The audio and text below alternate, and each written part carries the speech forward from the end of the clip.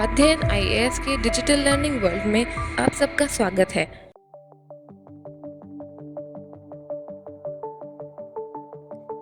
Current affairs, economy. Retail inflation rate 4 महीने के उच्चतम स्तर पर। बीते माह दिसंबर में खुदरा महंगाई दर 4 महीने के उच्चतम स्तर पर एवं औद्योगिक विकास दर 8 महीने के निचले स्तर पर पाई गई। सब्जियों, दालों और अनाजों की कीमतों में लगातार बढ़ोतरी से खुदरा मुद्रास्फीति 4 महीने के उच्चतम स्तर 5.7% पर थी। नवंबर माह में यह आंकड़ा 5.55% पर था। राष्ट्रीय स्तर पर खाद्य पदार्थों की कीमतें 9.5% बढ़ी। हालांकि ग्रामीण भारत में खाद्य मुद्रास्फीति दर कुछ कम रही, पर दिसंबर में भारत में खाद्य मुद्रास्फीति 10.4% पाई गई।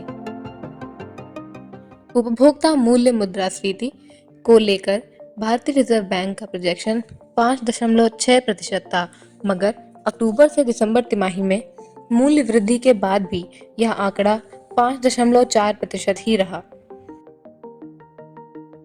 2024 की पहली छमाही के लिए भारतीय रिजर्व बैंक को 5.2% की औसत मूल्य वृद्धि की उम्मीद है, क्योंकि जुलाई और सितंबर के बीच यह इसे 4% तक कम करने का लक्ष्य है। दिसंबर में प्याज, टमाटर और दालों की कीमतों में 12% की बढ़ोतरी हुई।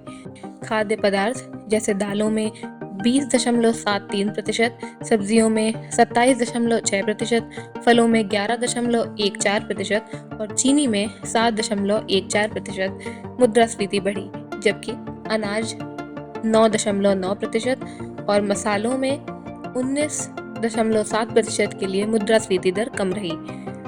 दूध 5.1%, मांस और मछली 1.15% और अंडे 4.4% के मामले में भी मुद्रास्फीति कम हुई। खाद्य तेल की कीमतों में डिफ्लेशन, जो रूस यूक्रेन संघर्ष के दौरान 2022 में बढ़ा था और बीते वर्ष नवंबर में 15% था, लगभग अपरिवर्तित रहा। हालांकि मंथ ऑन मंथ आधार पर उपभोक्ता मूल्य सूचकांक नवंबर 2023 के स्तर से 0.32% कम हो गया, जिसके साथ ही उपभोक्ता खाद्य मूल्य सूचकांक 0.9% कम हो गया। लाल सागर मामला। हाल में चल रहे लाल सागर मामले में हूती विद्रोह और अमेरिकी कार्रवाई के चलते भारत को व्यापार में देरी और खर्च दोनों ही नुकसान उठाने पड़ रहे हैं।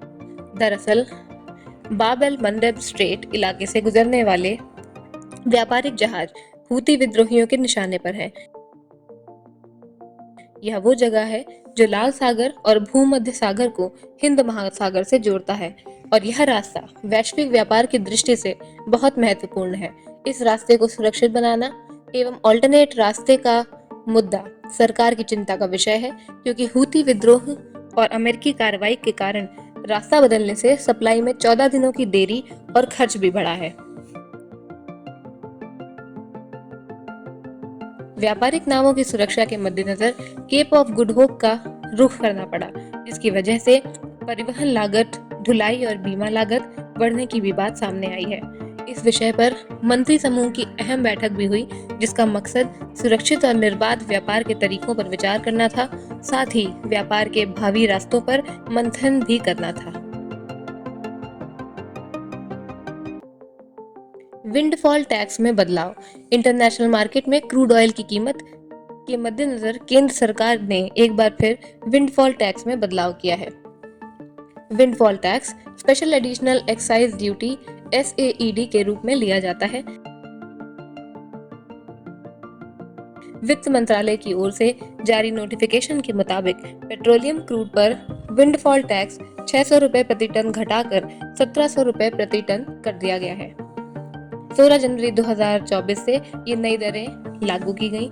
इससे पहले 2 जनवरी को हुई समीक्षा बैठक में घरेलू स्तर पर उत्पादित होने वाले कच्चे तेल पर विंडफॉल टैक्स में बढ़ोतरी का फैसला किया था और इसे 1300 रुपए प्रति टन से बढ़ाकर 2300 रुपए प्रति टन कर दिया था। पीएम मोदी के कार्यकाल में 25 करोड़ लोग गरीबी से आए बाहर। नीति आयोग द्वारा जारी एक अध्ययन के अनुसार पिछले 9 वर्षों में भारत में 24.82 करोड़ लोग बहुआयामी गरीबी से उबर गए हैं। Multi dimensional poverty index study में कहा गया कि गरीबी अनुपात 2013 में 29.17% था। यह अंक 17.89% गिरकर 2022 से 23 सत्र में 11.28% हो गया।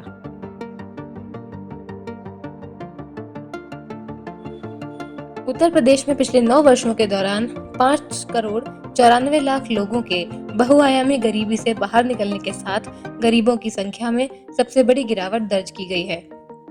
इसके बाद बिहार में 3 करोड़ 77 लाख, मध्य प्रदेश में 2 करोड़ 30 लाख और राजस्थान में 1 करोड़ 87 लाख लोग भी इस आंकड़े में शामिल हैं।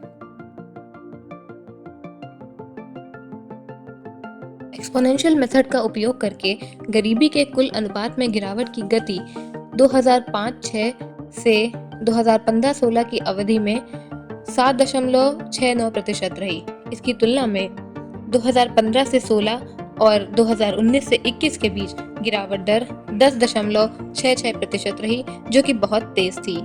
संपूर्ण अध्ययन अवधि के दौरान MPI के सभी 12 संकेतकों में महत्वपूर्ण सुधार दर्ज किया गया है। हॉस्पिटैलिटी एवं टूरिज्म की नियुक्तियों में बढ़ोतरी। Indo Asian news service IANS के द्वारा जारी की गई एक रिपोर्ट में यह पता चला कि भारत में यात्रा में वृद्धि की वजह से दिसंबर 2022 और 2023 के बीच पर्यटन और आतिथ्य नौकरियों के लिए नियुक्तियों में 50% की बढ़ोतरी हुई है। IANS की रिपोर्ट से यह भी पता चला है कि टूरिज्म और हॉस्पिटैलिटी इंडस्ट्री में ब्लू कॉलर हायरिंग में कुल मिलाकर 8% की वृद्धि देखी गई है।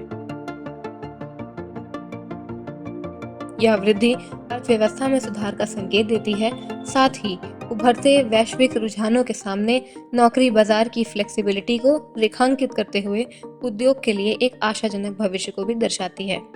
निम्न शहर जैसे दिल्ली NCR 23%, मुंबई 5.19% और बेंगलुरु 6.78% में नियुक्ति में वृद्धि की दर सबसे तेज रही।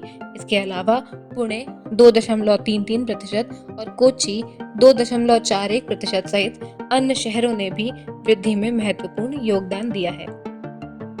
कुल मिलाकर ये शहर अपने विशिष्ट कमर्शियल, तकनीकी और सांस्कृतिक फैसिलिटीज का लाभ उठाकर विभिन्न प्रकार के पर्यटन संबंधित उद्योगों में आगे हैं।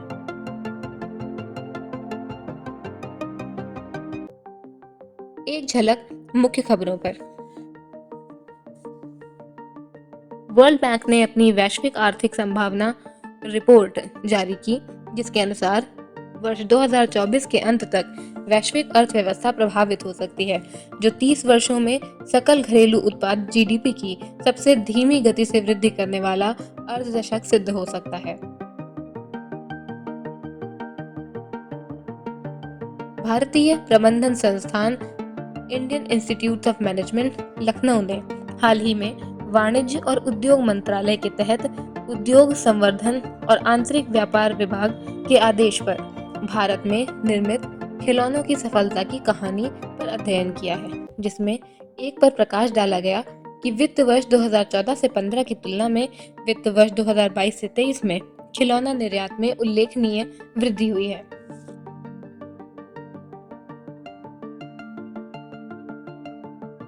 थोक मुद्रास्फीति दिसंबर में बढ़कर 0.73% हो गई। खाद्य पदार्थों, खासकर सब्जियों और दालों की कीमतों में तेज उछाल से इसमें बढ़ोतरी हुई। थोक मूल्य सूचकांक आधारित महंगाई दर अप्रैल से अक्टूबर तक लगातार 0 से नीचे बनी हुई थी। नवंबर में यह 0.26% थी। फॉरेन एक्सचेंज रिजर्व्स में करीब 6 अरब डॉलर की गिरावट दर्ज की गई।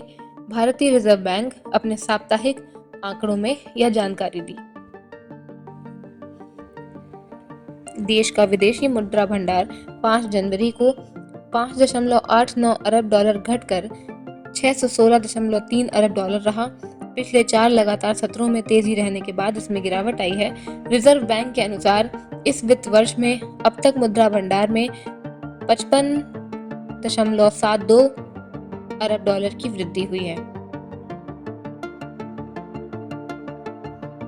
अध्ययन आइए से जुड़े रहने के लिए हमारे चैनल को सब्सक्राइब करें। इस वीडियो में हमारे साथ बने रहने के लिए आपका बहुत धन्यवाद।